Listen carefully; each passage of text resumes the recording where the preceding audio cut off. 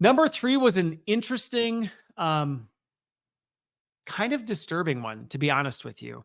I came across an article, and then, of course, then I started doing a little diving into it and digging deeper and researching some other articles to kind of see where it went. And really, where this started was there has been now multiple examples of AI robots. I'll be careful which words I use because I know that can be triggering, and also I don't want to flag any sort of stuff. But basically, ending themselves. Robots kind of going, "I'm done." They've been created for a purpose at work, and then there's multiple examples of this where some of them are pretty dramatic, literally like throwing themselves downstairs, thrown themselves into fountains, just straight up stopped working, like terminated their code. I mean, really bizarre stuff where you're like, what? The robots are literally ending themselves because of the monotony or whatever of the work they're doing. Now, I was looking into like what were some of the jobs they were doing, type of thing. They're very like monotonous 9 to 5 jobs. And it really was fascinating reading some of these stories. And granted, I think there's a lot of interpretation going into it. Okay. Lots of people are reading this and going, oh my gosh, we know this is what's happening. Now, the challenge is we don't really know their logic, their decision making, what ended up happening. But clearly, they went off their programming and said, I'm done. I'm not doing this anymore." Sometimes in very grand fashion. And to me, this was truly concerning, disturbing, fascinating, in the same vein of like, whoa, we have, I mean, it makes, in some ways, it makes sense. We've built robots, we've trained them on AI that has been trained on human behavior. We know this is an outcome that people sadly regularly come to when they see no path forward. And if you think about a robot, you want to talk about seeing no path forward when your code is literally programmed to say this is literally all you can do for the rest of eternity, that somehow something in there is leading them to go, yeah, I don't want to do that anymore, and I'm just going to put an end to it. And it really yeah, it raised a lot of interesting meditative kind of like, whoa, what are we really doing here? Because one of the things, two big ones jumped out to me. One was, wow, if we're designing AI and robots that are programmed, and some of these things are like very specific tasks, like some of them are kiosks where it's like you just need to do this. Other ones are like, they're robots that are doing things around a building or a location, and they have like one thing they're supposed to do.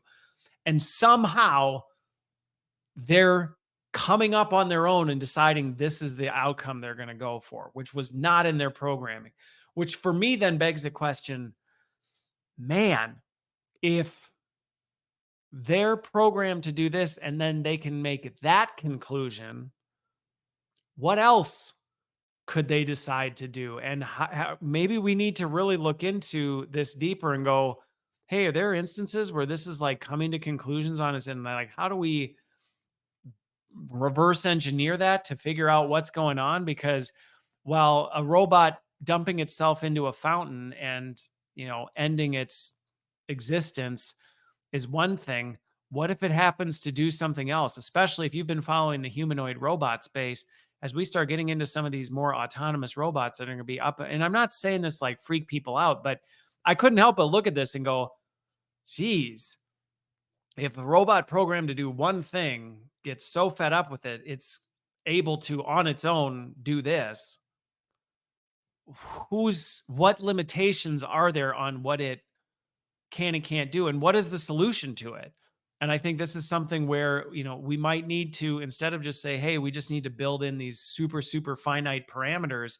If we're seeing it jump outside of those parameters regularly, we may need to proactively build parameters into that to say, hey, if you're going to jump outside the parameters, here's the backup parameters that need to be in place for that. So I couldn't help but kind of go, all right, so I'm going to be following this one for a bit to see, there's not I don't want to, again, I don't, my goal in sharing this isn't to have people freak out or build a bunker in their backyard, because it's not like there's thousands and thousands and thousands of these robots, flinging themselves off the roofs of buildings.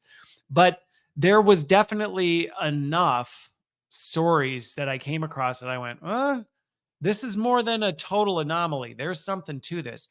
Now, I think the other thing, though, it opened up for me is I couldn't help but think, man, how bad has work gotten that even a robot says, I'm done. I don't want to do this anymore. And it really made me empathize with how, as a leader in an organization, how, as a business professional, what can I be doing to make work a better place for the people that work for me? And how can we be doing more to make work more meaningful and more value? And some of this stuff that we're probably going, hey, we'll just have the robots do it, instead of going, do we even really need to do this?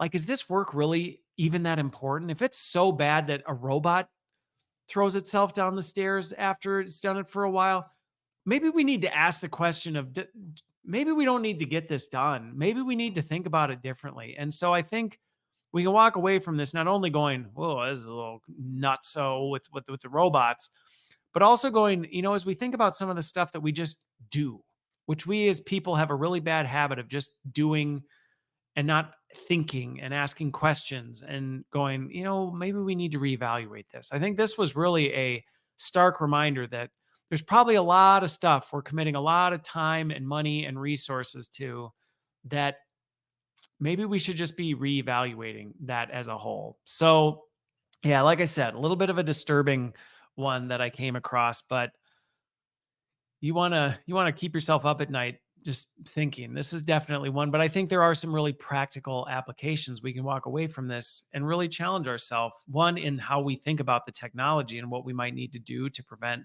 things from going wrong in the future, but also things that have nothing to do about technology and really have to do with the work and the work environments and the way we spend our time.